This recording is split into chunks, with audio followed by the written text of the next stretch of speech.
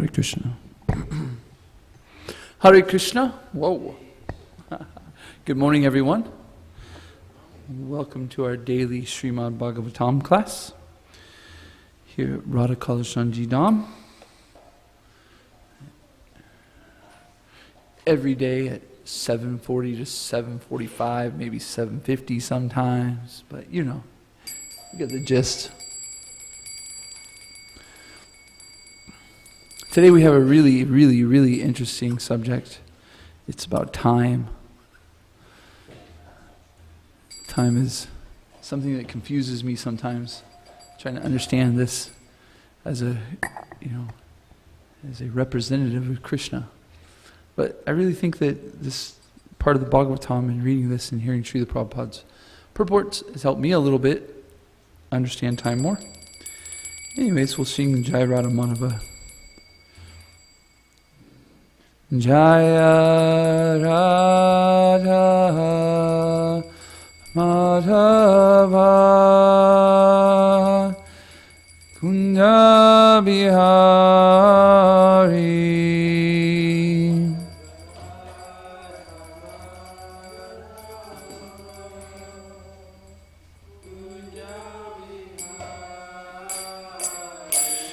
Jaya Radha Madhava Kunja Bihari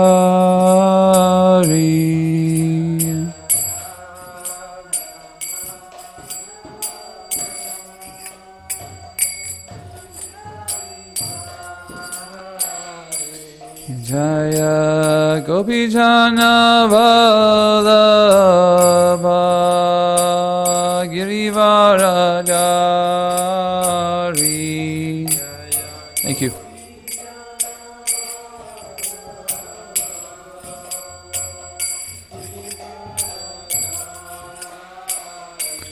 Jaya Gopijana Vallabha Girivaradari.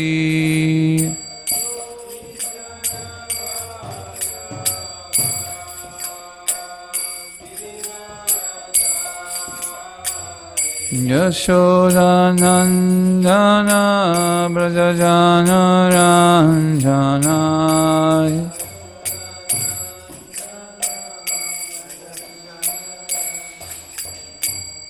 Yashodanandana-braja Jana-ranjana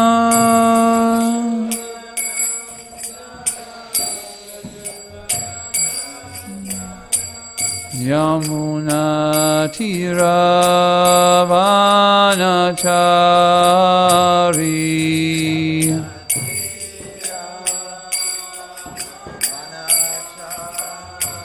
Yamuna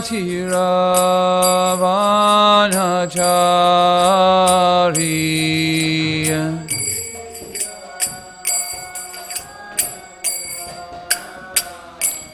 Jaya Radha Madhava Kunja Bihari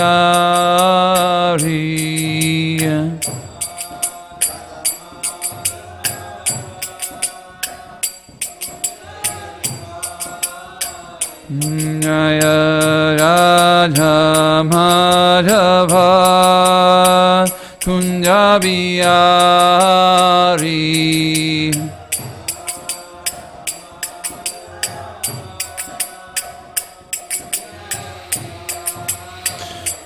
Jaya Gopijana Vallabha Girivaradari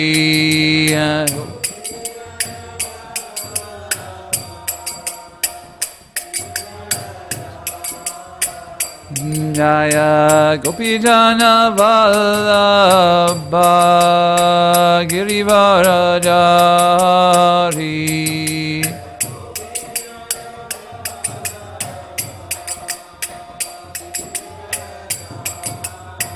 Yashodanandana-braja Jana-ranjana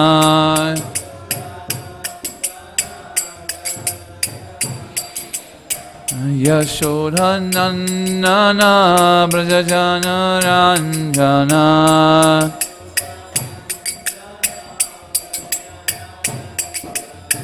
Yamuna Tiravanachari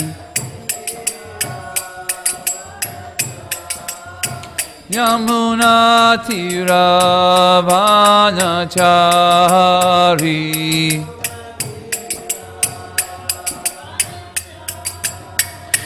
Jaya Radha Madhava Kunjabiyari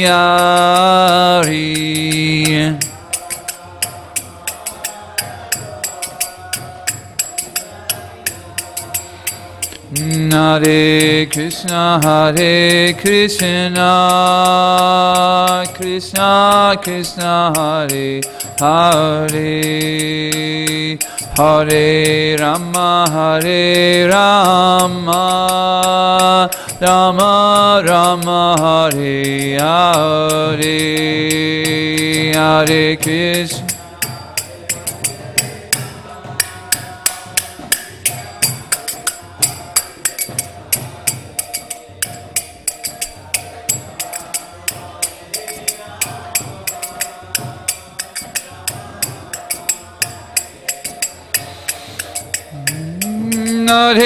Krishna Hare Krishna Krishna Krishna Hare Hare Hare Rama Rama Rama Hare Hare Hare Krishna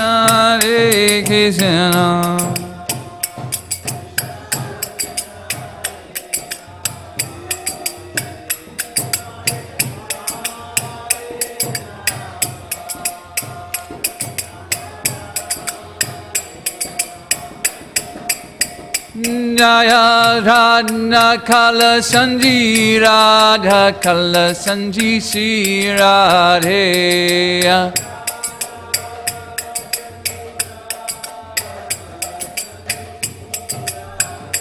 Jaya Radha Govinda Radha Govinda Sri Radhe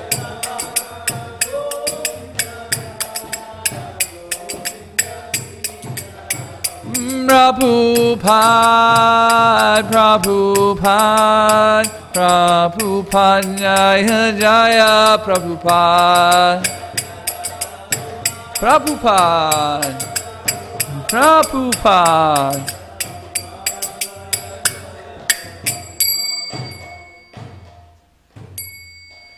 Shri Radha Madhava ki jai, Shri Prabhupada ki jai. Om Namo Bhagavate Vasudevaya.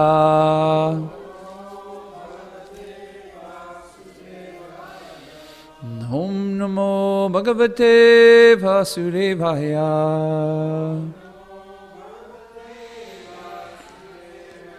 Om Namo Bhagavate Vasudevaya.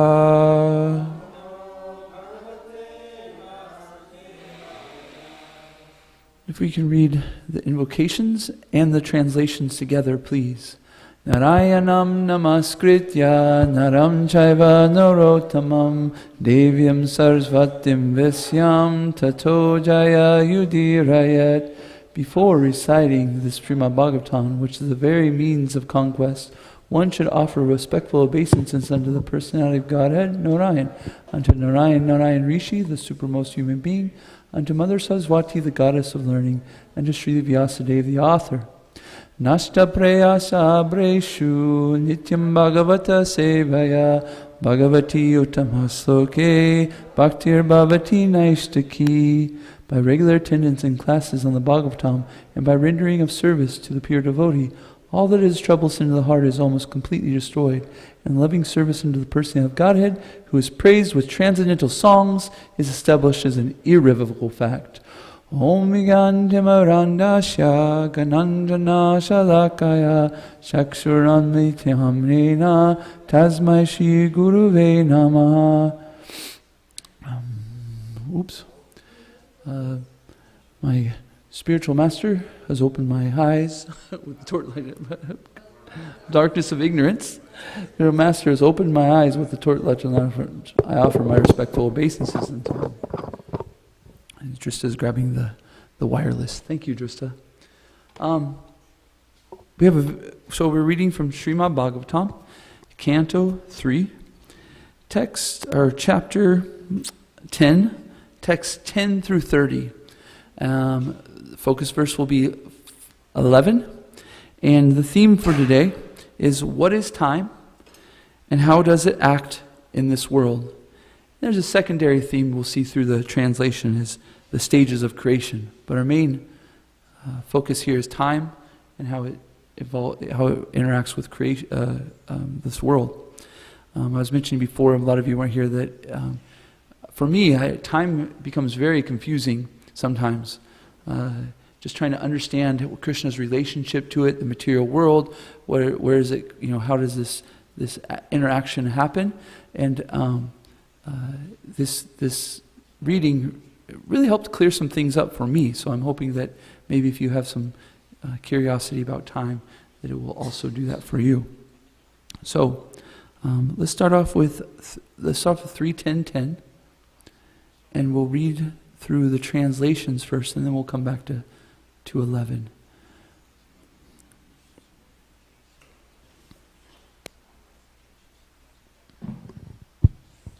Vidura inquired from Maitreya, O my lord, O greatly learned sage, kindly describe eternal time, which is another form of the Supreme Lord, the wonderful actor. What are the symptoms of that eternal time? Please describe them to us in detail. It says, which is another form of the Supreme Lord. Srila Prabhupada says in the purport that growth, development, and resultant actions all depend on the time factor. So there's a little clue right there of how time is going to interact with the world. 11, please. Maitreya said, eternal time is the primeval source of the interactions of the three modes of material nature. It is unchangeable and limitless, and it works as the instrument of the Supreme Personality of Godhead for his pastimes in the material creation. We'll come back here to 11. 12, please.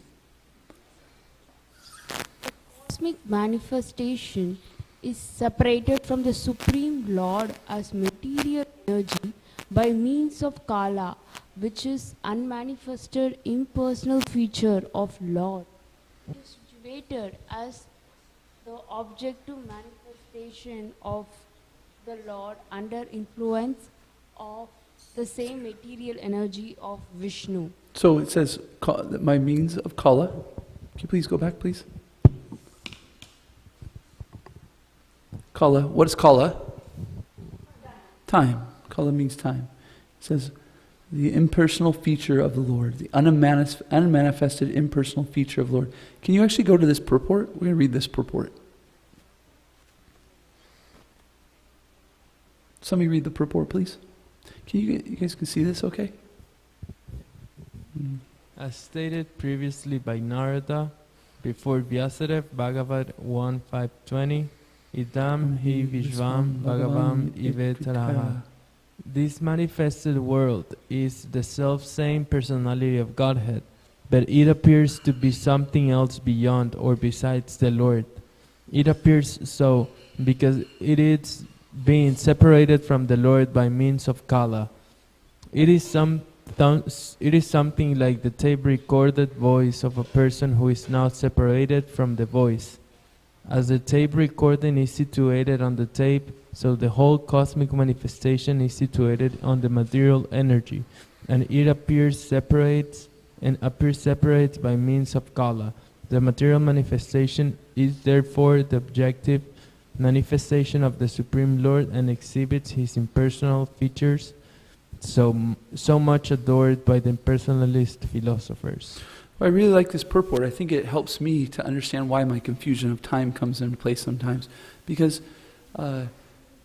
we can see in this world so many beautiful things and so much creation, so much movement, so many wonderful, magnificent things. And so it's sometimes, so we can see Krishna's energy, Krishna in that creation, in that beauty and stuff. But what is it saying here? It's saying that the separation between Krishna and his material energy is that time factor.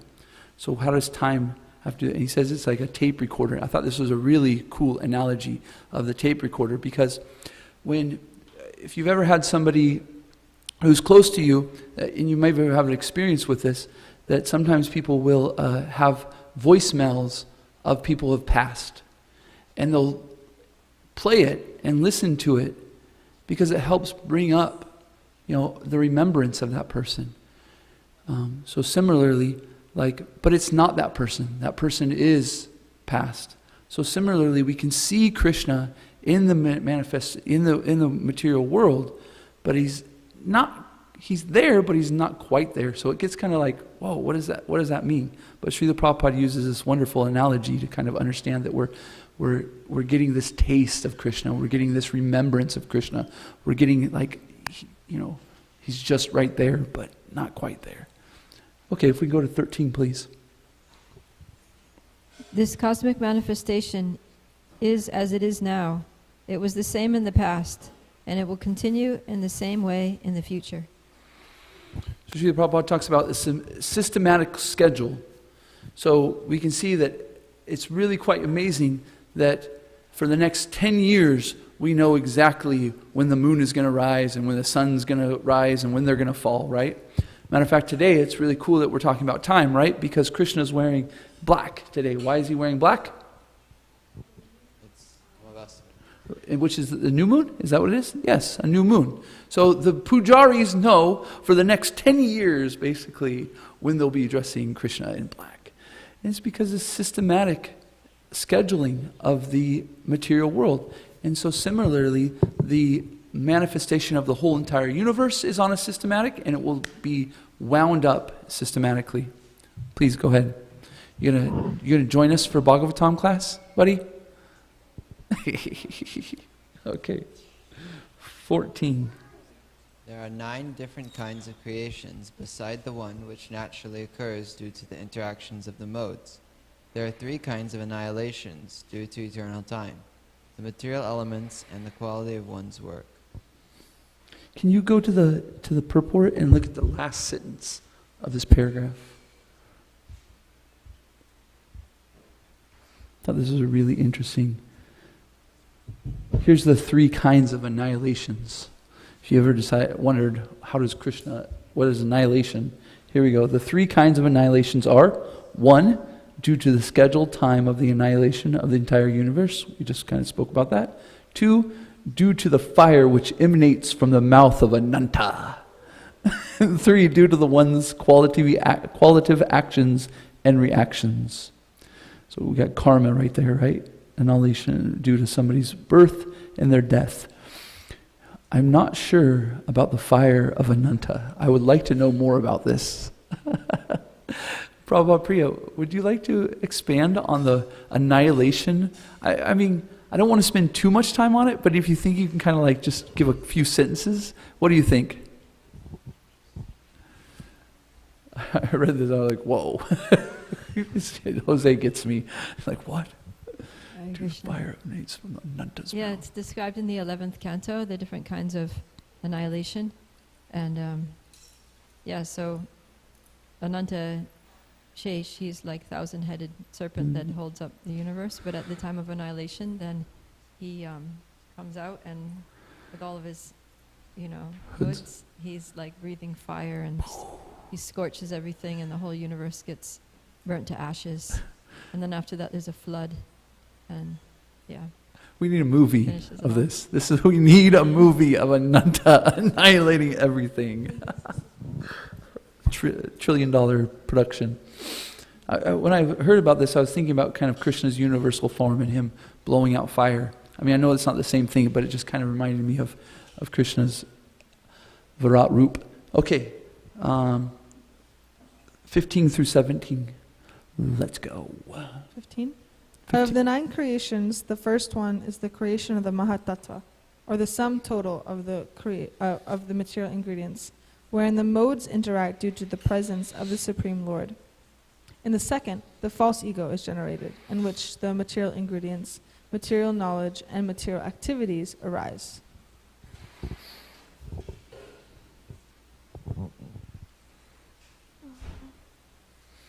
The Please. sense perceptions are created in the third creation from which these elements are generated. The fourth creation is the creation of knowledge and of working capacity.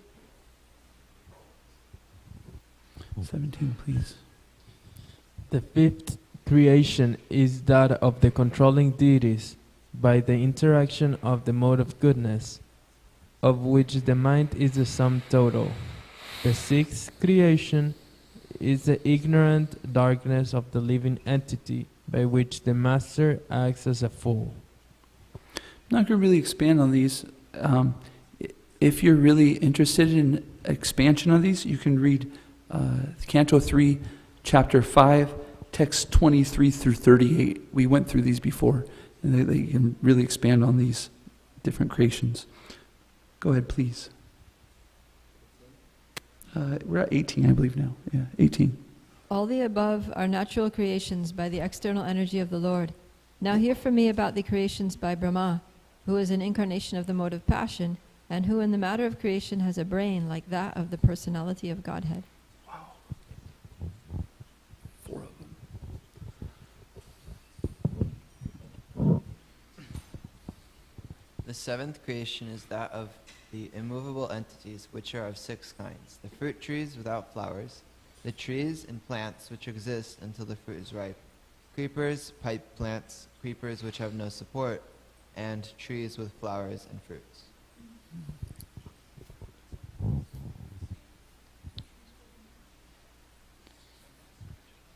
All the immovable trees and plants seek their subsistence upwards. They are almost unconscious but have feelings of pain within. They are manifested in variegatedness. The eighth creation is that of the lower species of life, and they are of different varieties, numbering 28.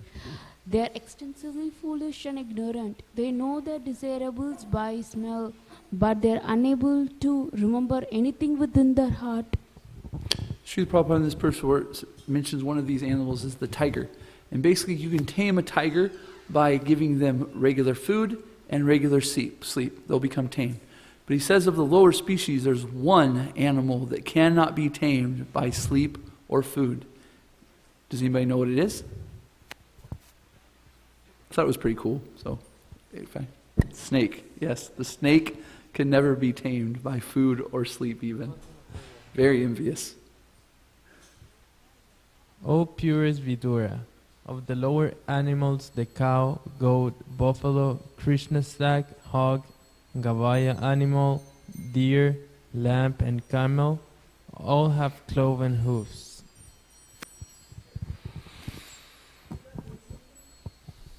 Say that again? Can you use the mic? I can't quite hear you. I'm sorry. What is the significance of the cloven hooves? The horse? The cloven horse? The cloven hooves? hooves. It's explaining the advancement of the animal.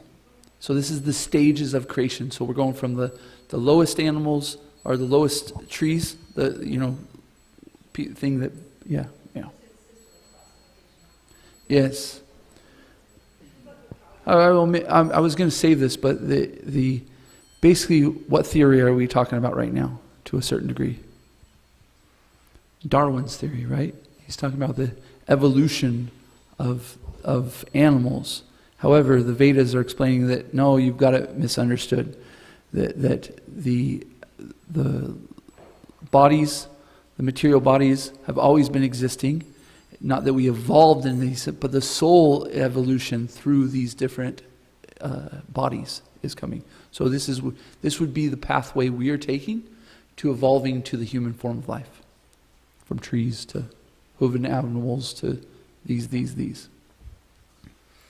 Is that I'm correct in this, right? Prabhupada, what do you say? Yeah. You say sounds good? Oh no. Sounds good. Something like that. Okay, go ahead. 23. The horse, mule, ass, gora, shabara bison, and wild cow all have only one hoof. Now you may hear from me about the animals who have 5 nails.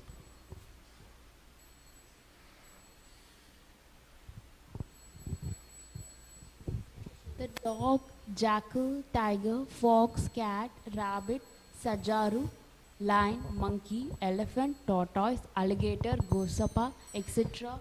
all have 5 nails in their claws. They are known as panchanakas, or animals having 5 nails.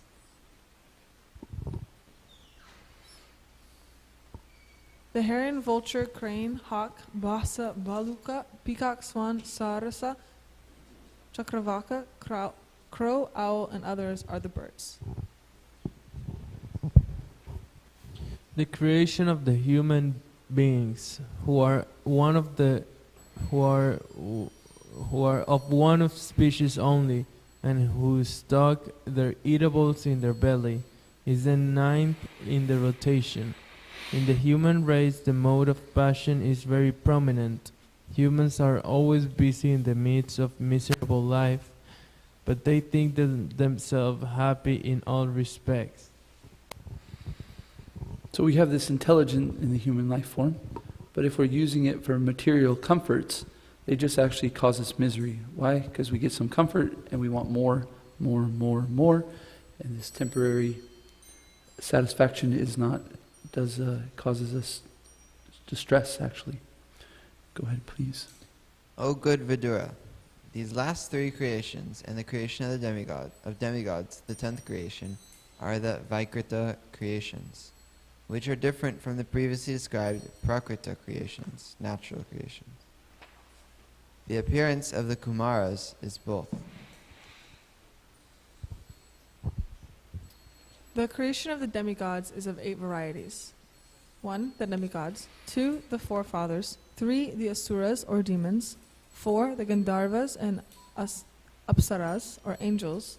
5. The yakshas and rakshasas. 6. The siddhas, sharanas and vigyandaras. 7. The bhutas, pretas and pishachas. And 8. The superhuman beings, celestial singers, etc. All are created by Brahma, the creator of the universe. I was just thinking about, I was kind of mentioning the evolution of the soul within the different material bodies. And I could be wrong on this, so I'm going to put a little asterisk. I could be wrong because I know the cow, if you have a cow body, you're guaranteed to have enough life. But it seems to me like this is the progression to a good general degree. Yeah. There's 3 animals that guarantee a human life after the next one: a tiger, a cow, and monkey. There we go. Yeah. Yeah, that's right. Just giving you categories. Okay. Now I should describe the descendants. Go ahead, please. Yes, sorry, I'm sorry. I shall describe the descendants of the Manus, the creator Brahma, as the incarnation of passion mode or personality of Godhead, creates universal affairs with unfailing desires in every millennium by force of Lord's energy. Okay, thank you. Let's go to 11, and this is our focus verse of the day. And this one will really focus on time.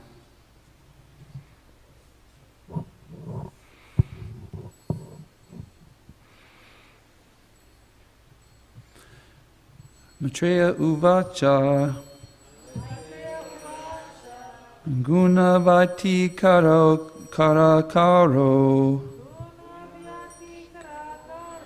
gunavayati karakaro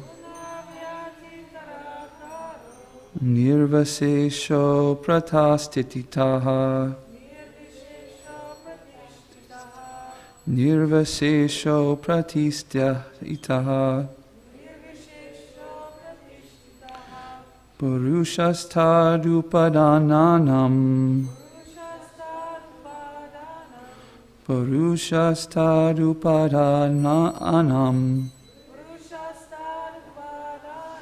Natmanam lila asharajat.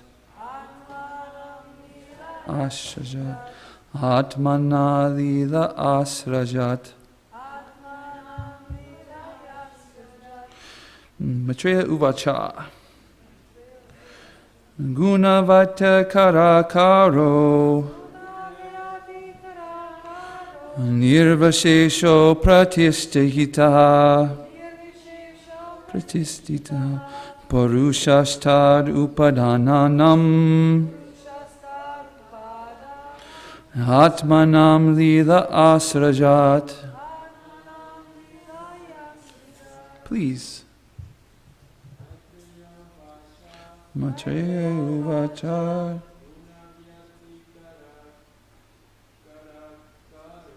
Gunavayata karakaro. Nirvashesha pratisitata. Purushastharupadananam. Atmana lila asrajat. Anybody else? One more. Maitreya Uvacha. Gunavayate karakoro. Nirvashesho pratistita. Parushastharupadananam.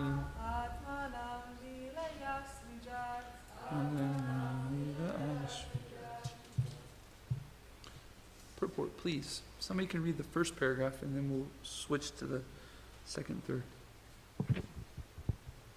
The impersonal time factor is the background of the material manifestation of supreme or as the instrument of supreme Lord.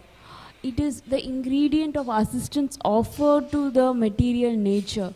No one knows where time began and where it ends, and it is time only which can keep a record of creation, maintenance, destruction, and destruction of the material manifestation.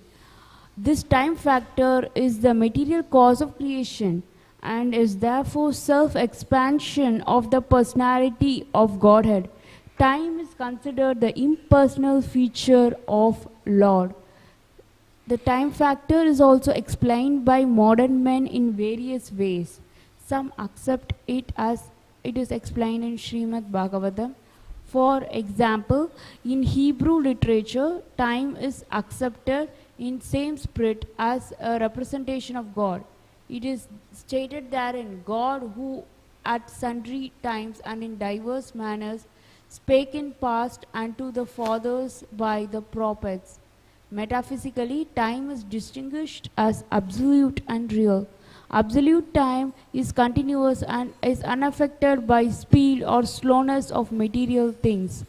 Time is astronomically and mathematically calculated in relation to speed, change and life of a particular object. Factually, however, time has nothing to do with relativity of things. Rather, everything is shaped and calculated in terms of facility offered by time. Time is the basic measurement of activity of our senses in which we calculate the past, present and future. But in factual calculation, time has no beginning and no end. Chanakya Pandita says that even a slight fraction of time cannot be purchased with millions of dollars, and therefore even a small time lost without profit must be calculated as greatest loss in life. Time is not subject to any form of psychology, nor are the moments objective realities in themselves, but they are dependent on particular experiences. Therefore, Srila Jiva Goswami concludes that time factor is intermixed with activities, actions and reactions of external energy of God. The external energy of material nature works under the superintendence of time factor as the Lord himself, and is why material nature appears to have produced so many things, beautiful, wonderful things in cosmic manifestation. Bhagavad Gita confirms the conclusion as follows. Madhyat kishena prakriti suyate sa characharam Bhutenanena kaunteya jagat vipari vari vartetate. Thank you. So in the first paragraph here, Srila Prabhupada is explaining how time being eternal is an energy of Krishna. Matter of fact, Krishna says in the Bhagavad Gita, time I am, the destroyers of worlds, right? So we can understand that as Krishna as eternal, and time as eternal, and ourself as eternal also. Krishna says in the Bhagavad Gita, right? Never was there a time that I did not exist, nor you, nor none, any of these kings will cease to be. So we can understand that this eternal nature of Krishna is there. So therefore, it must, we can see that part of the Sat Chit Ananda, right? Sat being eternal. So we can see that in Krishna's energy, right? Also, we have the verse that we're learning in Bhakti Shastri right now, right? 220, right? For the soul, there's neither birth nor death at any time. He has not come into being, will not come into being, and does not come into being. We're laughing because yes, it is. The song's definitely going. The soul is unborn, unmanifest, what is the word? Ever existing, primeval. Is not slain when the body is slain. Right. I'm laughing because Prabhupada Priya, I read in your. So we're doing Bhakti Shastri at Krishna House, and so we're learning verses. And I remember reading in the introduction or the booklet, it said, "Wear your verse with you all the time and use it as much as possible. Then it becomes like part of you, So I'm kind of laughing because I actually got to use it, and it's very practical. You know what I mean? This is like Krishna. Never was there a time when I didn't exist, but okay. So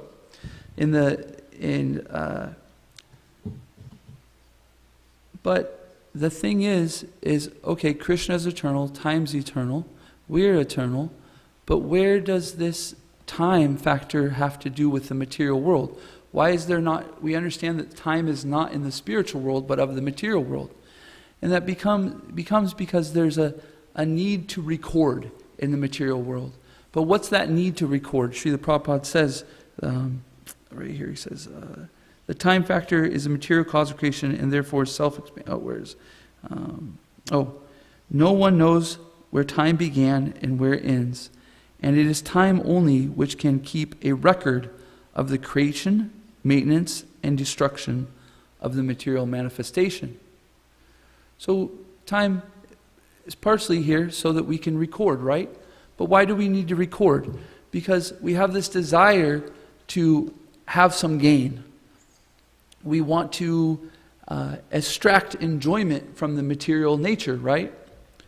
So to do that, we must understand, okay, where am I? Where do I want to go? What am I working toward? What's my goal? What are these goals of material satisfaction? But also we have a past now too, right? Because those things are going to degrade and leave us also, right?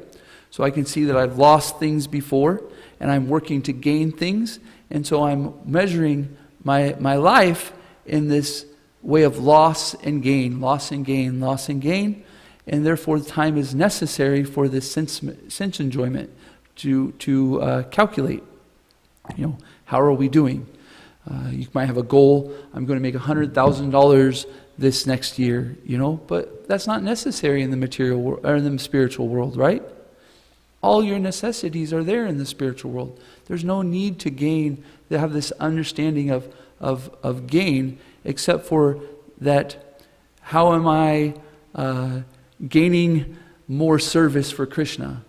But that's simply only gain. There's no loss in this endeavor, right? There's never a time where in the spiritual world we're thinking that we've lost something, right? We're simply focused on how do we serve Krishna more, how do we develop a relationship more with Krishna, and keep on, working towards that point. So in the second paragraph, I mentioned this before, but time I am, the Great Destroyer, which is misquoted by Oppenheimer. By the way, if that movie just came out, and people are like, Bhagavad Gita is in there and stuff, but he misquotes it.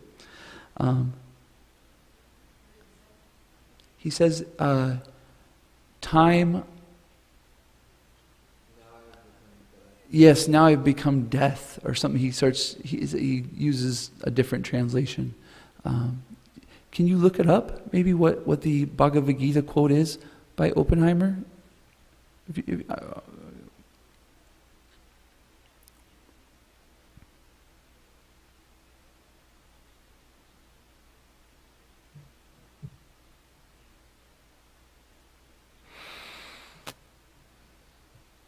Hare Krishna, Hare Krishna, Krishna Krishna, Hare Hare, Hare Ram, Hare Ram. Now I have become death, destroyer of worlds. It's not so close to Srila Prabhupada's translation. But I guess you could kind of get there. But Srila Prabhupada in the second paragraph is explaining that Chanakya Pandit is mentioning that how valuable time is. That even with $1 million, we cannot buy even a second or a moment before. And so to the devotee, this is really interesting because our time becomes, how are we using it in our service for Krishna?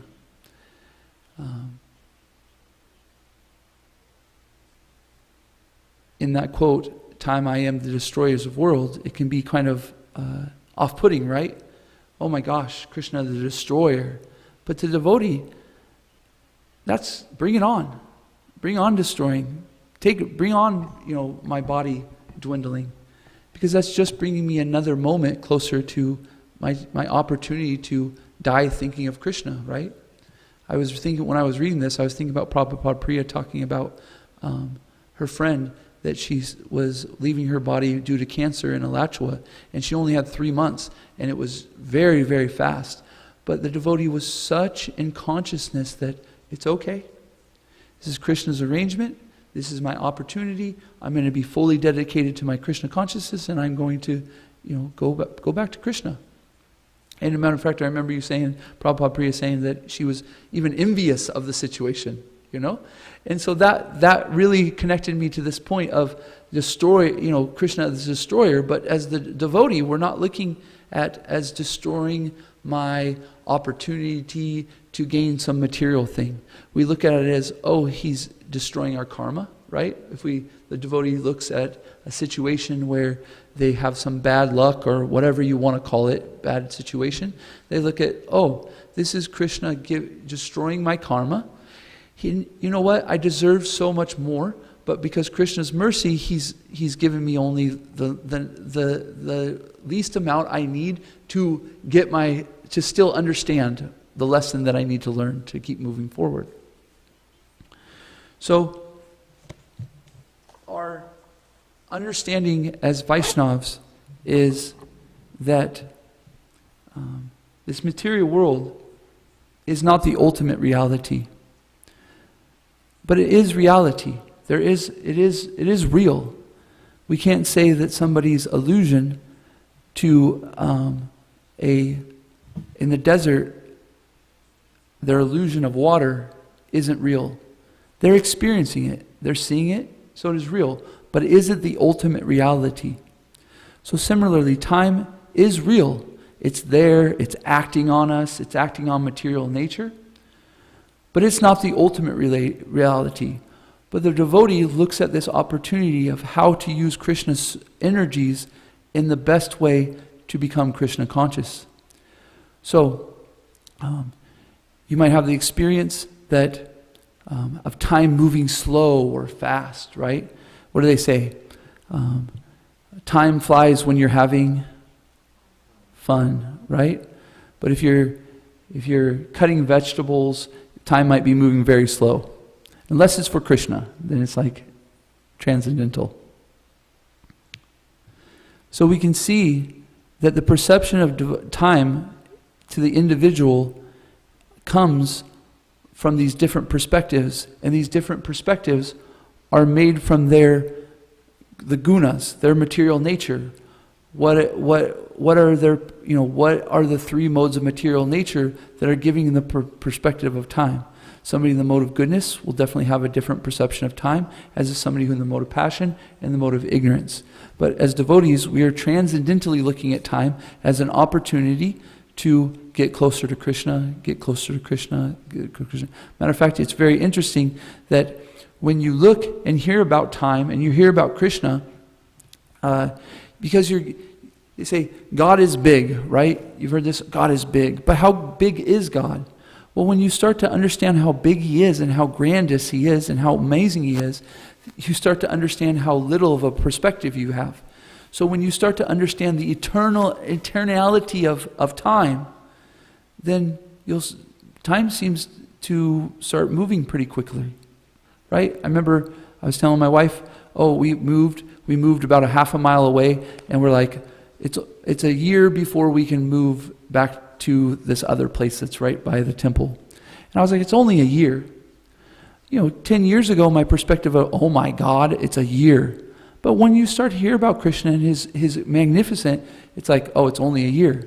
It's only 5 years. Oh, I'm doing Bhakti Shastri and it's 2 years. Oh my gosh, 2 years? 2 years will be up like that.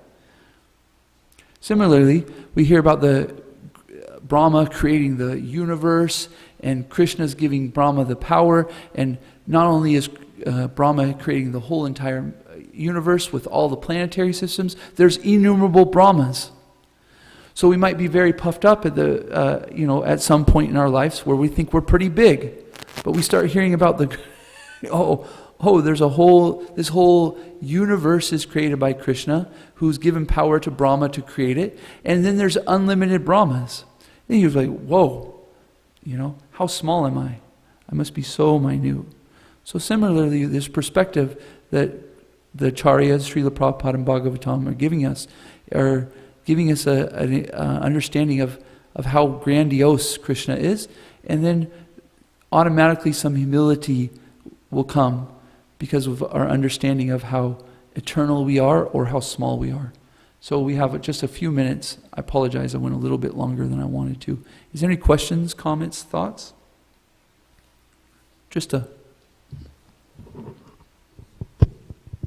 I was thinking, I read somewhere, and I don't quite remember where, but it was saying like one of the symptoms of recognizing a pure devotee is how they use their time.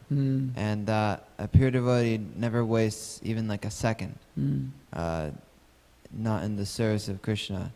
And I'm kind of wondering, maybe you can speak more on that. And also, just from Srila Prabhupada's example, it's like he almost never like took a break per se. Yeah. And yeah. Well, it says Krishna is time, right? This is Krishna's time, and so we're using time for Krishna's service. But what I was really thinking is that in the Nectar of Instruction, Srila Prabhupada explains that the Vaishnav, the devotee of the Lord, is very liberal. Sometimes we have this perspective of devotees are so conservative, they don't do this, they don't do that, they don't, oh my gosh, they have rules and regulations. But Srila Prabhupada explains in the Nectar of Instruction that the devotee is very liberal. Why? Because the devotee sees everything as that thing which they can use in Krishna service. As devotees, when we take our initiation, there's only 4 things we really say, I cannot use these in Krishna service. I will not do these things. I know that I cannot use them in Krishna service, therefore but everything else, Just imagine how much that is. There's only 4 things. Everything else is game. Now, I'm not saying go run out and do some things that might disturb you. Okay, you should use your intelligence and understand what's best for you on how to use things in Krishna service. There might be some things that do take you away from the service of Krishna, and there's some things that are going to take you closer to that service. But that doesn't mean that you can judge the next person and say, that person's in Maya. They're using golf or sporting events, and they must be in Maya. No, there's some people that it will be their duty, and it will be their job, and that's the body they got, and that's their nature, and that's their gift, and they will use it for Krishna service. So similarly, though, the pure devotee is so understanding that everything is meant to use in Krishna service. Time is always there, and it's always being used of what can I do to use this in Krishna's service at every moment. And so they never waste time. They never separate themselves from that desire to want to gratify their own senses, to use time for their own purpose. They always want to use it for Krishna service. What do you think about that?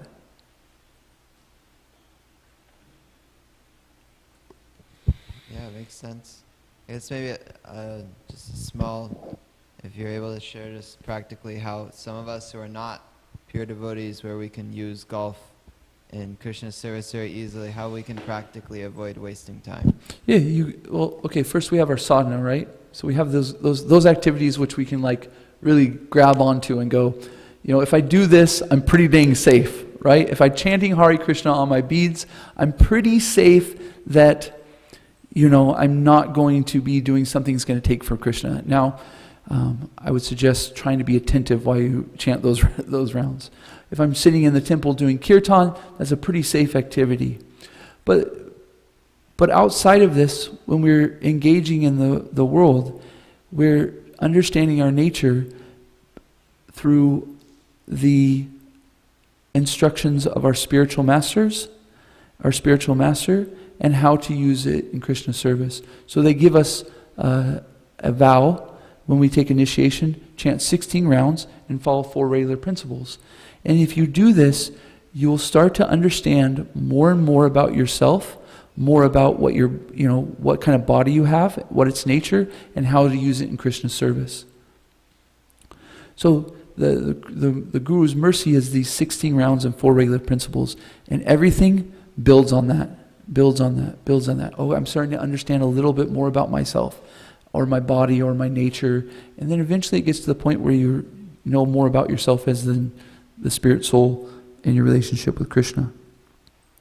So it takes intelligence, and that's the thing that's wonderful about Krishna consciousness is that it's scientific, right? So we're trying things. I think I might like to draw. Okay, when I draw, it does make me Krishna consciousness. When I draw like this, though, and I draw these things, it doesn't make it. So then we use our intelligence, and that thing that purifies the intelligence is our chanting 16 rounds attentively. This purifies our intelligence to go through the day, to start to recognize those things. This thing I'm doing, and it's not helping my Krishna consciousness. This thing, it is. And therefore, through the nice chanting of Hare Krishna, we start to gravitate more to those things that are attracting us to Krishna, and we start pushing these things away. Is that okay? One more question? Any more thoughts, questions, comments, concerns? No? Okay. Thank you very much. Srimad Bhagavatam ki jai. Srila Prabhupada ki jai. Gaura Pramanande. Hari Hari Bo.